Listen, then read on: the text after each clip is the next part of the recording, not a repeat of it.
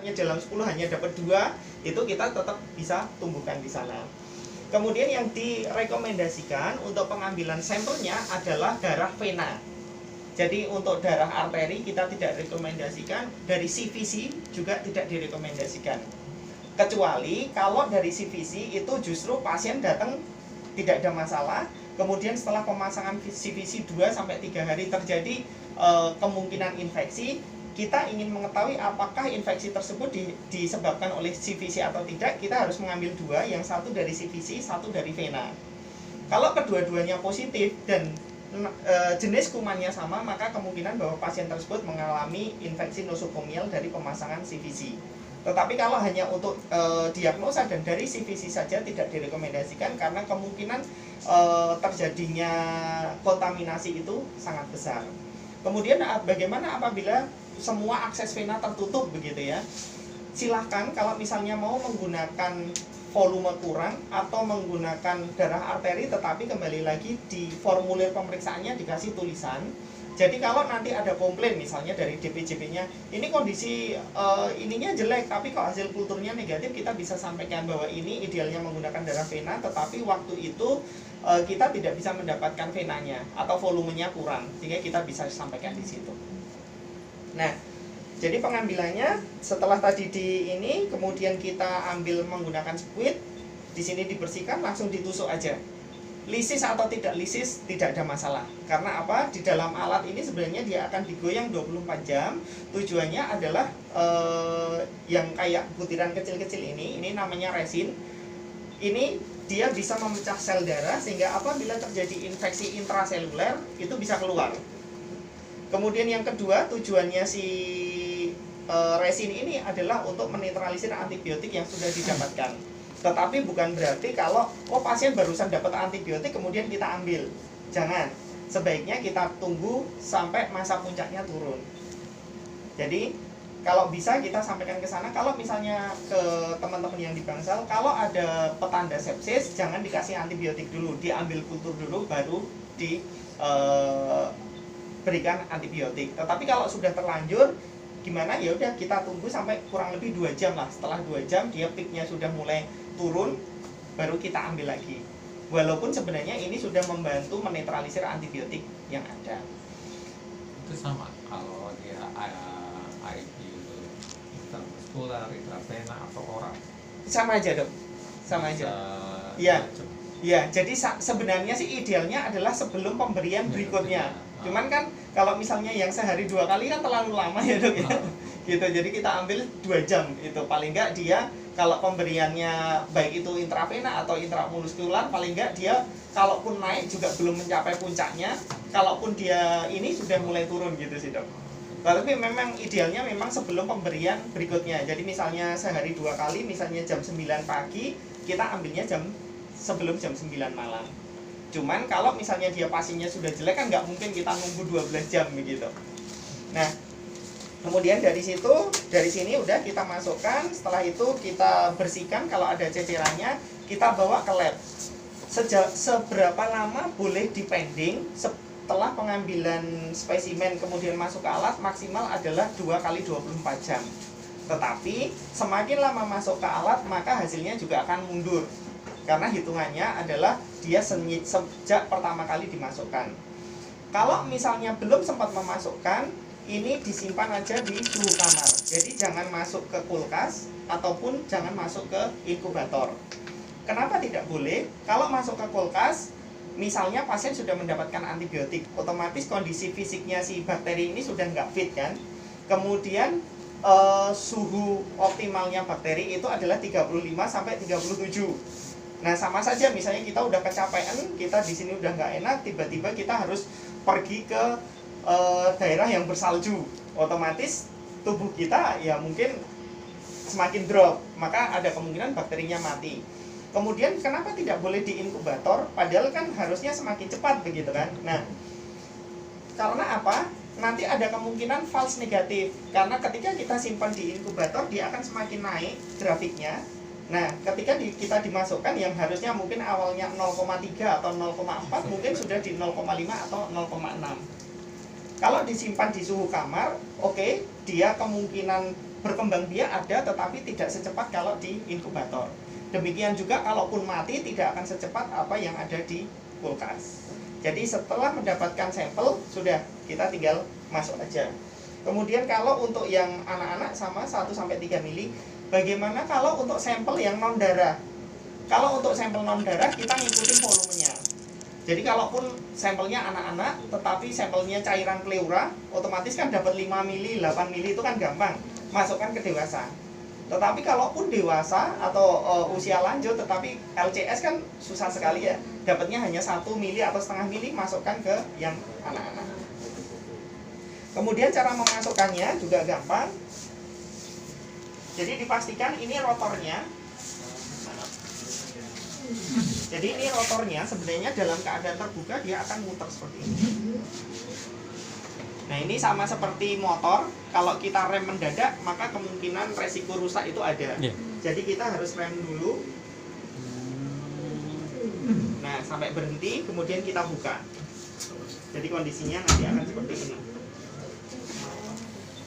Tak, dipencet yang ini, kemudian kita buka. Nah di sini ada tanda botol masuk. Jadi kita pencet aja botol masuk, kemudian kita scan. Nah dia akan memberikan di A12 atau di B berapa. Nomornya tidak mungkin akan double. A yang lebih luar. Ya, jadi A yang paling luar sampai 23, kemudian B 24 sampai 40, yang C 41 sampai 50. Jadi kalau misalnya ini kita tinggal masukkan aja di A12, kemudian di OK. Kalau sudah selesai kita tutup. Kalau ada yang lain lagi, balik lagi, scan lagi, tempatkan lagi, OK lagi, scan lagi seperti itu. Nah, jadi dari sini, dari 50. Nah, ini adalah menu utamanya. Menu utamanya di sini ada tanggal 8 September 2020, ini jamnya. Kemudian ini statusnya, yang positif ada berapa, yang negatif ada berapa, yang tanda tanya ada berapa. Nah, jadi ini setelah 50 karena tadi di A12 sudah kita tempatin, jadi berkurang 1. Jadi sisanya tinggal 49.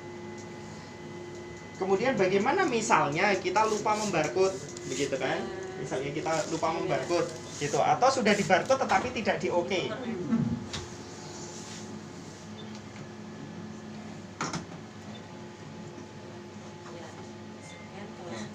Misalnya ini 11, ternyata kita lupa nih, tidak mengokekan, tapi kita tutup.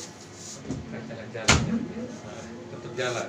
Tetap jalan, cuman dia nanti akan ada muncul tanda tanya ketika dia membaca 10 menit. Dia kan tidak mengenali, misalnya saya kesini tidak pulau nuwun dulu, ini siapa gitu kan. Nah dia akan tidak mengenali. Itu pertama, dia tidak mengenali. Yang kedua, kecuali positif dia bingung kapan menentukan negatif, karena negatifnya tiap media itu berbeda. Jadi kalau untuk dewasa aerob anaerob itu kalau dalam 5 hari tidak ada pertumbuhan, alat ini akan menyatakan negatif. Tetapi kalau mikoeflitik yang tadi yang putih itu bisa sampai dengan 42 hari. Ketika kita tidak mengenalkan mikoeflitik itu untuk apa? Karena untuk mikobakteria dan jamur. Makanya dia butuh waktu yang lebih panjang. Nah, makanya kalau kita tidak mengenalkan, dia bingung sampai berapa lama saya harus menyatakan bahwa ini negatif. Begitu. Jadi tujuannya adalah memberikan hasil yang negatif itu. Makanya kita harus scan barcode-nya. Nah, kemudian kalau misalnya kita sudah mengambil sampel, kalau bisa barcode-nya ini ditempel di FPP, kemudian identifikasi yang di pasien tadi gantian ditempel di sini, supaya kita bisa saling cross-check. Jadi kalau suatu saat ada komplain, oh dulu nomornya ini hasilnya negatif, seperti itu. Jadi ini bisa dilepas, kemudian di sini juga bisa ditulis ataupun bisa dikasih labelnya. Yang pasti jangan menutupi barcode-nya ini, karena kalau barcode-nya ini ketutup maka tidak bisa dibaca. Bagaimana kalau barcode-nya tertutup? Tetap kita bisa masukkan, tetapi kita harus milih manual. Media yang kita pakai itu apa? Supaya dia tahu, oh kalau misalnya aerob berarti 5 hari negatif. Kalau anaerob 5 hari negatif, misalnya tidak ada pertumbuhan. Nah, tadi misalnya kita lebih dari 24 jam begitu ya. Mas boleh minta kertas sama pulpen, Mas. Sorry. potong dulu ya. Tadi kalau belum di oke gimana cara jadinya? Gimana dok? Tadi kan nggak di oke, dia nggak kenal tuh. Iya. Solusinya gimana itu? Oh, Atau kita tahu? Oh, nanti ini setelah dalam 10 menit dia akan keluar tanda tanya, kemudian baru kita barcode lagi dok. ambil baru barcode lagi. Iya. Barcode lagi. Barcode. Oh. Jadi dia nanti ketika ini dia akan memberikan error gitu. Nah, kita bisa barcode lagi untuk memastikan bahwa oh saya mau pakai yang media yang ini. Tapi nggak ada sinyal ya. Yang kita bisa lihat di anunya layarnya cuma tanda tanya. Tanda tanya, iya. Betul. Tanda posisi kan ya. Tanda tanya sama posisi. Jadi nanti ketika kita ini misalnya posisinya ada di mana, dia nanti akan tanda tanya. Kemudian ketika kita buka, kalau tadi kan tandanya hanya botol masuk. Nah, nanti ada lagi tanda tanya. Kalau besok ada yang negatif akan keluar negatif, kalau positif akan keluar positif. Nah, jadi kenapa sih kok kita tidak boleh memasukkan itu lebih dari 24 jam? Jadi ini adalah waktu, time, kemudian ini adalah fluorescent unit. Nah, setiap 10 menit si alat ini akan membaca, kemudian dia akan membentuk grafik tertentu. Misalnya seperti ini. Nah, kalau misalnya kita ternyata di dalam sampel itu ada bakterinya, kemudian ada pertumbuhannya, kita masukkan ke inkubator begitu. Yang awalnya mungkin harusnya dalam keadaan kosong atau keadaan awal itu mungkin di 0,2, karena sudah mulai ada pertumbuhan, awalnya mungkin ada di 0,4. Sehingga ketika dia ada pertumbuhan dan perubahannya hanya sedikit, bisa miss, bisa negatif palsu. Kalau kita terlanjur misalnya sudah di inkubator, apa yang harus dilakukan? Ya sudah, kita nggak usah masukkan ke alat, justru hari kelima kita gores saja ke media agar, itu akan jauh lebih cepat. Tetapi memang kita untuk memastikan negatif atau positif, kita harus digores di media agar. Kalau masuk ke sini, kecuali positif, kita tidak perlu menggores ke media agar. Nah, tujuannya ini, kenapa tidak boleh lebih dari 24 jam, kenapa tidak boleh ada di inkubator. Karena dia ini tiap 10 menit dia akan membentuk kurva tertentu. Nah, kurva tertentu ini akan menjadikan justifikasi alat ini apakah dia negatif atau positif. Nah, setelah ini sampai di sini ada pertanyaan sebelum kita nanti masukkan sampelnya. Cukup sederhana sih kalau ini. Sebenarnya ini ada beberapa menu. Jadi ini kalau microaflitic itu apa aja, positifnya berapa lama. Jadi kalau microaflitic itu 41 hari seperti ini. Nah, makanya kita harus mengenalkan. Itu mas, kodenya selain positif negatif tanda tanya, ada lagi kode yang lain yang perlu kita ketahui dia hanya negatif, positif, sama tanda seru dok. Tanda seru? Iya, tanda seru itu kalau dia ada sesuatu. Jadi sama alat ya ada error, dia nanti akan memberikan tanda seru di sana. Tanda seru ya? Iya. Nah, kalau ada tanda seru itu kita ngapain? Nah, nanti di sini akan ini dok, akan keluar kuningnya. Nanti tinggal diikutin aja apa yang diinginkan si alat. Jadi ketika dibuka dia akan memberikan flow-nya harus diapain begitu. Itu kita tahu flow-nya gimana? Apa dok? Kita tahu flow-nya. Nanti di layarnya di sini. Di layar situ iya, ada nanti. betul. Jadi misalnya dia sudah ada, kemudian kita ambil, nanti akan ada tanda seru bahwa itu hilang. Lah dia nanti akan tanya apakah ini mau dikosongkan atau mau di barcode ulang. Oh gitu. Iya. Ada kode sendiri. Ada, betul. Kode ini, Iya. ini. Baik, kalau mau dicoba ini ada E. coli sama ada Staphylococcus aureus. Itu juga masih ada yang sampel ya, Mas. Ada yang sampel dikirimkan Pak Ahmad kemarin ya, botol bakterinya. Botolnya ada. Nah, kalau mau dicoba silahkan dari sini diambil spuit, masuk sekitar setengah mili aja deh, nggak apa-apa. Terus nanti kita sama-sama masukkan supaya besok kita bisa lihat hasil positifnya. Silahkan. Bukan darah. Bukan punya pasien yang itu Ini dulu. bakteri. Ini udah ada yang Ini sudah ada bakteri. Nanti baru hari itu Besoknya, nah, besoknya jadi kita tahu hasilnya yang positif gitu. Coba. Masukin aja. Berapa? 1 mili? Setengah mili aja nggak apa-apa. aja. Silahkan. Nah, itu ada satu lagi. Yang mana? Ini dari kelas. Sekarang. Tahu tuh ambil tangannya. Sama ini juga, Pak. Jadi itu 2, ini 1. Oh, dipindah ke tadi. Iya, Mbak, nanti dikasih tulisan ya supaya besok hasilnya bisa disimpan di sini kalau suatu saat ingin melakukan quality control. Nah, jadi misalnya ini tadi dong. Tadi kan kita masukkan tanpa di scan. Nah setelah 10 menit kan dia siklusnya pembacaan, dia akan jadi tanda tanya. Oh iya tuh. Nah, Tuh ada. betul. Jadi ada tanda tanya, kemudian tinggal silakan dibuka Mbak. Langsung buka. Ini di stop dulu. Jadi Ini. sebelum dibuka harus di stop dulu. Kemudian dibuka, Langsung aja tarik. dibuka, tarik. Tarik Nah. dua. Nah, kalau tadi hanya yang masuk, sekarang ada tanda tanya. Oh iya. Kalau Nah. posisinya Nah, posisinya sekarang dipencet dulu Mbak, yang di tombol di bawah tanda tanya. Nah, dia akan menunjukkan di A11. Diambil, Ambil, baru kemudian di scan. Di Scan. scan, ya. Langsung ya. Ya. bawa masuk. Scan ada. Muter aja, Ya. muter aja. Tit. Kalau mau. Belum. Nggak mau ya. Tapi maaf. Nah, sudah. Oh, Terus di oke. Dimasuk, ya. di oke. Oke. Di sini. Bawah. Terus dimasukkan di A11 tadi. Tik. Sampai tek. Udah ya. Sampai bunyi. Oke. Dah. Nah, kalau udah Kalau nggak rapet dia bilang nggak rapet. bunyi dia nanti. Oh bunyi. Bunyi. Oh, ya sudah. Nah kalau salah taruh kan harusnya tadi di A11. Betul. Teman lupa taruhnya di A misalnya A10 Oke. gimana itu gimana? Nggak apa-apa, nanti dia akan jadi tanda seru. Tanda Dok. seru lagi. Ya, jadi dia akan tanda seru yang awalnya A11. diharapkan ada di situ kok tidak duduk di situ. Lah nanti akan ada tanda seru. Oh, muncul Nah, tanda ketika seru. kita scan, otomatis dia akan menunjukkan oh yang botol yang kita scan ini harusnya ada di posisi A11 sekian, tadi. betul. Gitu. Nanti mungkin kita bisa coba.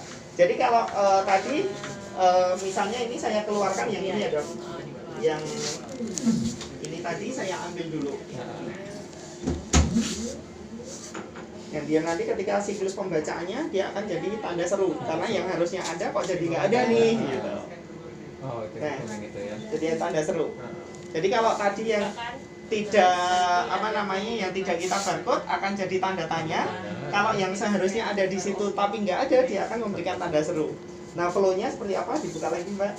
Matikan dulu. Ya, pencet dulu. Jadi setiap ini harus kemudian dibuka. Ada jeda nggak sih habis dari pencet? Ya, sampai dia Pokoknya bunyi. sampai dia bunyi, sampai dia bunyi sampai berhenti, dia atau masuk. sampai ininya di atas, Oh sampai ininya. Oh, Iya, jadi ini. dia Jarumnya. ada. jarumnya di atas. Baru Buka. dibuka. Nah, sama Dok, itu sudah ada flow-nya, jadi tinggal pencet itunya. Nah, kemudian dia nyari di A12 itu harusnya nomor barcode sekian. Oh, gitu. Nah, kalau kita barcode, silakan di barcode lagi. Dibantu ulang lagi ya. Di barcode. Di Jangan barcode dilepas ulang. ya. Nah, dia akan bilang, oh di A12. Silahkan masuk. Oke. Di oke lagi. Oke. Oh, iya. Gitu. Jadi flow-nya dia akan memberikan urutannya harus apa gitu sih. Nah, jadi seperti itu. Jadi yang ini cukup simpel dan karena hasilnya hanya negatif positif, jadi nanti bisa diinput secara langsung di epicenter. Karena harusnya kalau yang praktek yang baru memang akan integrated ke sana, cuman karena ini memang masih yang lama sehingga nanti kita harus memasukkan secara manual di sana untuk hasil kultur darahnya. Gitu. Jadi intinya sebelum memasukkan ataupun mengeluarkan kita harus pencet dulu ini Pencet itu ya. sampai selesai, dia berhenti baru kita bisa melakukan yang lain. Kemudian kalau misalnya dalam satu waktu ada yang tanda tanya, ada tanda seru, ada negatif, ada positif, begitu. Yang harus dilakukan adalah tanda tanya dan tanda seru dulu. Setelah itu solve, baru kita bisa melakukan yang positif. Begitu. Jadi dia akan memberikan flow-nya seperti itu. Kita tinggal nunggu prakteknya yang tadi, kemudian nanti silahkan dibuka, dimasukkan. Cukup simpel kalau ini dan ini pantangannya hanya dua, satu listrik, kedua AC.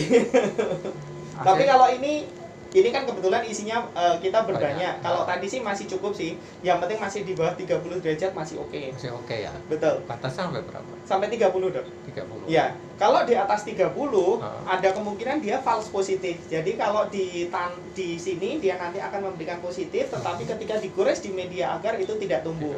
Nah, bagaimana kita menjustifikasi? Justifikasi akhirnya adalah di media agar. Jadi kalaupun di sini positif, kemudian kalau di media agar tidak tumbuh, ya sudah kita munculkan bahwa itu tidak terjadi pertumbuhan. Betul.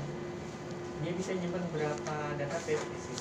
Kalau ini karena apa namanya ini ketika keluar ya sudah otomatis, kecuali kalau mau di print.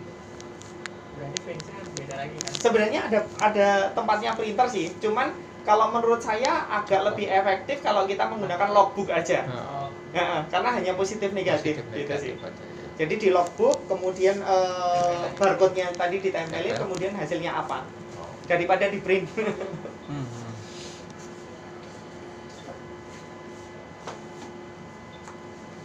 Mas, kalau dia kurang, misalnya dewasa kurang dari 8 itu gimana? Misalnya dapatnya 5 aja, dokternya maksain aja sudah pokoknya dibungkus. Nah, Nggak apa-apa dok, cuman boleh. itu dikasih catatan di formulir pemeriksaan. Jadi intinya kenapa kita harus memberikan catatan adalah memberikan perlindungan ke laboratorium. Jadi karena ada di beberapa tempat dulu waktu kami melakukan sosialisasi handling spesimen, gitu komplainnya yang dari ruangan itu adalah kita sudah susah-susah ngambil tapi hasilnya negatif. Kita sudah susah-susah ngambil kok hasilnya apa namanya kontaminan atau flora normal. Dengan adanya catatan itu kita punya justifikasi dok. Misalnya suatu saat ada, loh kok ini hasilnya negatif, nih loh waktu itu sampelnya kurang padahal harusnya sekian begitu. Atau solusi kita pakai botol yang anak-anak. Bisa. Nah, sebenarnya bisa. Jadi intinya gini dok, kalau pasien itu semakin apa namanya jumlah bakteri di dalam tiap mili itu semakin banyak, kita ambil misalnya dewasa ambil 1 mili pun akan positif. Tetapi kalau pasiennya dia masih di sepsis awal, otomatis kan kemungkinan dia miss untuk ininya, untuk hasilnya begitu sih dok. Jadi kenapa kok dewasa itu sebenarnya kalau kita ngacu ke CLSI itu yang diharapkan adalah untuk dewasa itu 20 sampai 40 mili. Iya. Tapi di Indonesia saat ini yang 40 mili memang baru di Siloam karena dia sudah GCI.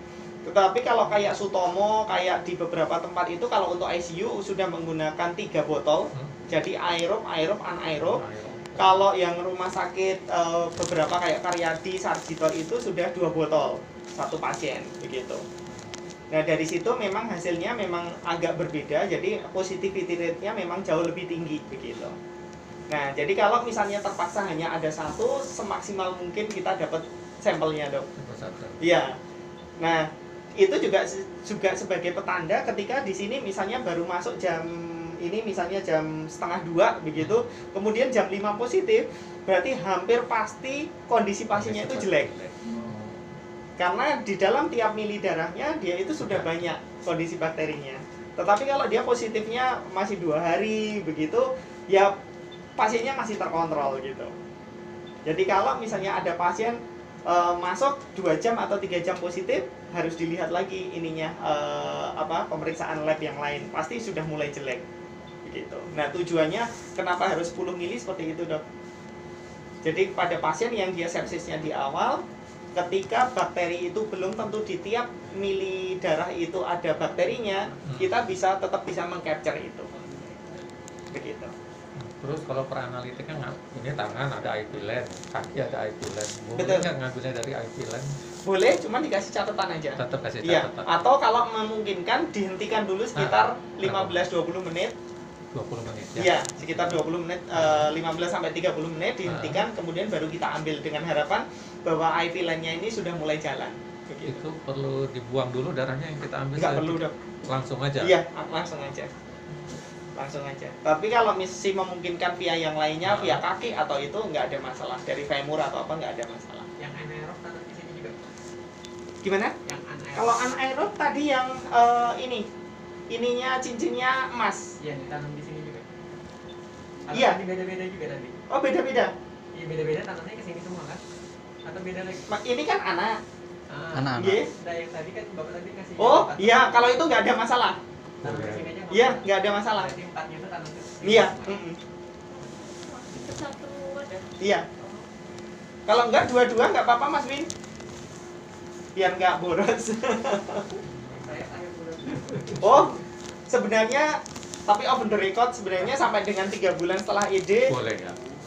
masih untuk bagus, kita. masih bagus. Tetapi dengan Masalahnya catatan pada- yang ambil dari lab. Oh, Karena oh. kalau dari perawat kan nanti lo ini Nanti sudah komplain. ED kok ambil gitu kan. Masih komplit. Iya, tapi sebenarnya di beberapa tempat sampai dengan 3 bulan setelah ED itu masih tidak ada Masih. masalah. Sudah pernah dilakukan QC dan hasil walaupun secara hitam di atas putih kami tidak bisa Tidak menyampaikan. bisa. Betul, cuman kami sampaikan off label aja. Itu kan 2 botol ya memang seharusnya kan? Iya. Tapi ngambilnya di satu tempat aja. Sebaiknya di 2 tempat yang berbeda, Dok. Ini contoh kalau lupa. Iya. Tujuannya kenapa harus di 2 tempat yang berbeda? Sebagai- Jadi sebenarnya juga sebagai kontrol apakah proses preanalitiknya itu bagus atau tidak. Jadi sebagai contoh misalnya kita ambil di 2 ya, Dok. Kemudian yang satu positif, tetapi positifnya flora normal, Staphylococcus epidermidis atau apa. Yang satu negatif, berarti tingkat kecuriganya adalah yang ini kemungkinan kontaminan. Tetapi kalau di 2 tempat yang berbeda dan dua-duanya positif, maka di atas 60% kemungkinan bahwa pasien tersebut memang terinfeksi walaupun itu flora normal. Jadi pada itu tadi pasien imunokompromis, kemudian pasien yang sudah di sana. Kemudian satu lagi yang kemungkinan tumbuh di sini, walaupun ini sebenarnya untuk bakteri adalah Candida. Jadi kalau suatu saat nemu Candida di sini, jangan kaget. Jadi kalau nanti kan pengecatan kan kelihatan pengecatan gram kelihatan besar-besar gitu, dilaporkan bahwa itu Candida. Gitu. Kalau ini ditanam apa? Gak usah itu. Sembarang mau dimasukin Aureus, E. coli nggak ada masalah. Biasanya dua-duanya tumbuh. Oh, tumbuh ya. Iya. Jadi yang biru itu adalah untuk bakteri aerob sama fakultatif anaerob.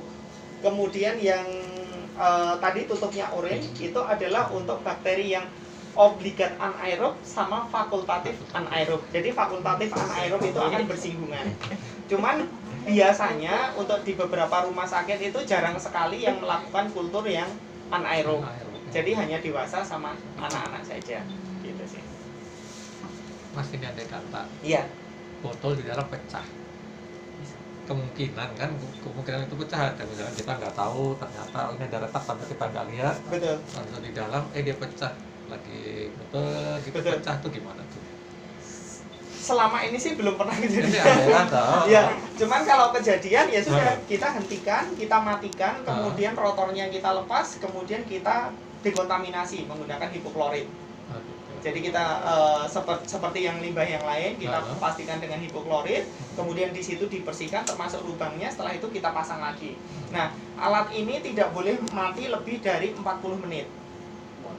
Tidak boleh. Lebih dari 40 menit. Kalau lebih dari itu kemungkinan terjadinya false negatif ataupun false positif. Oh gitu. Jadi kalau misalnya ada sampel maksudnya ya. kalau ada sampel. Jadi kalau misalnya hari ini tiba-tiba seharian penuh mati, kemudian UPS-nya di sini sudah nggak cukup, UPS di sana nggak cukup, gensetnya mati lagi gitu kan. Jadi kalau seperti itu mendingan dikeluarkan aja, dilakukan manual, kemudian hari kelima baru kita gores. Itu akan jauh lebih efektif. Jangan dimasukkan lagi ya. Iya, karena kalau dimasukkan nanti justru Bisa bingung, Dok. Iya. Loh, positif tapi digores negatif. Negatif digores positif. Jadi mendingan langsung kalau lebih dari 40 menit dikeluarkan semua aja. Kemudian dilakukan manual. Gitu. Nah, di suhu ini, di suhu inkubator. Betul. Karena dia kan di sini suhunya kan. Nah, di sini suhunya yang diharapkan adalah 35 plus minus 1,5. Jadi 33,5 sampai 36,5. Kalau kurang dari itu atau lebih dari itu kemungkinan terjadinya false positif. Jadi di sini positif tetapi ketika digores di media agar hasilnya negatif. Gitu. Jadi diharapkan nah untuk mencapai suhu ini adalah kita perlu suhu kamar maksimalnya 30 derajat Celcius. Maintenance yang diperlukan apa? Maintenance-nya hanya simple, satu suhu. Yang kedua mungkin secara periodik, misalnya 2 minggu atau berapa, kita membersihkan filter yang ada di kiri dan kanan. Copot aja ya. Iya, di sebelah sana Pak. Iya. Kan. Ada? Nah, jadi ini ditarik ke atas, kemudian ditarik, kemudian setelah itu kita cuci aja. Jadi biasanya kan yang kotor yang di luar ini, kita dari sebalik dulu bersih ini, kemudian ditiriskan sebentar, kita bisa pasang lagi. Jadi kalau misalnya suatu saat suhunya udah mulai 35,2 atau berapa, satu adalah dicek suhu kamarnya. Kalau suhu kamarnya bagus berarti kita harus cek filternya. Berapa sih target suhunya? 35 plus minus 1,5. 36,5 sampai 33,5 sampai 36,5. Di Arab Iya, Pak. Iya. Nah, kalau ruangan 30. Ya, kalau suhu ruangan maksimal 30. Jadi kalau ini tadi, kalau isinya cuma 1 atau 2 orang, pintunya kebuka masih cukup sih. Sudah, Mbak? Silakan.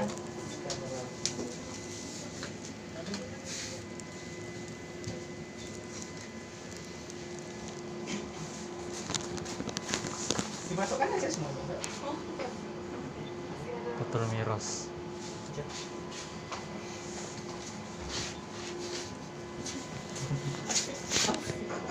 Boleh minta satu lagi Mas untuk yang negatif?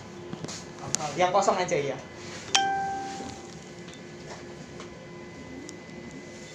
Ya. Oke, terima kasih. Nah, jadi kalau sebelum kita ini Cek dulu ya. kita cek. Jadi kalau kayak ini kan kotor. Jadi kita bersihkan aja. Ini kemungkinan ada yang pecah kemarin waktu ngirim. Ada yang pecah. Kemungkinan. Iya, kemungkinan kan bisa gitu. Ada satu, oke. Jadi yang pasti kita lihat di sini, kemudian kita bersihkan. Walaupun sebenarnya tidak mesti sih, dari 5 kali jatuh itu kemungkinan hanya 1 yang pecah. Jadi kalau ini Jangan. Sini saya banting. Oh, dibanting. kalau biasanya kalau sengaja dibanting memang pecah, Iya. tapi kalau jatuh misalnya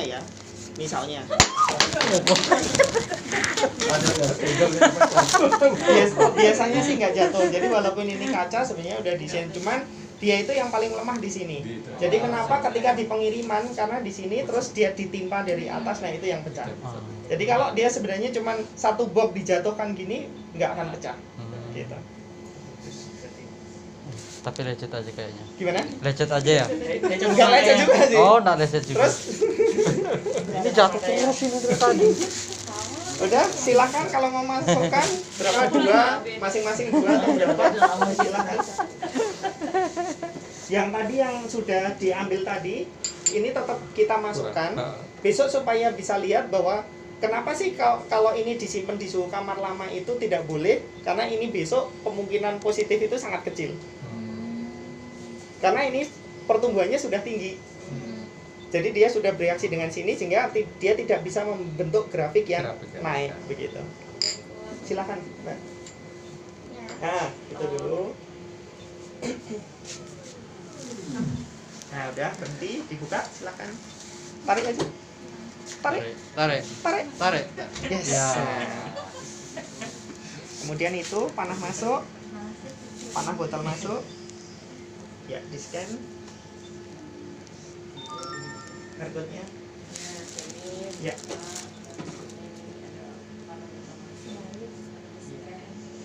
Pelan-pelan sambil diputar. Enggak mau. Tapi Yang kiri, Pak. Klik kanan ya. enggak mau kan? Nah, di C47. Nah, terus di OK. Terus di OK. Terus silakan satu lagi. Enggak apa-apa. 2 masih cukup. Masukkan aja. Nah. Atau Satu lupa di barcode. Iya. Oke dulu. Nanti kalau lupa. Buat ini yang tak buat saya. siapa Silakan. lagi? Ada yang mau coba lagi? Dari tutup ya. Oh. Silakan. Tidak sama apa. Maju. Ayo, Pak. Bapak dulu, Pak. Katanya Pak Widi atau Iya, katanya Pak Windy atau Ayo Mas. Kak Winda. Loh. Dibuka. Silakan. Wow. Di itu yang bawah. Iya. Sudah. Sembarang. Sembarang yang mana? Yang penting Di scan. Ya. senang. Nah, di C46. Nah, terus di OK.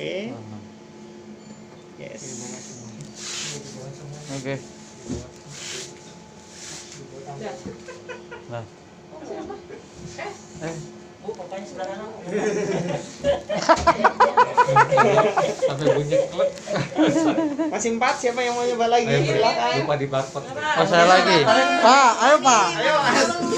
Balik. Ya, mau, Pak. Oh iya, itu ada ya. Sudah dibuka. Sudah berhenti, dibuka, di scan. Ya, pencet itu. Nggak bikin SOP-nya ada.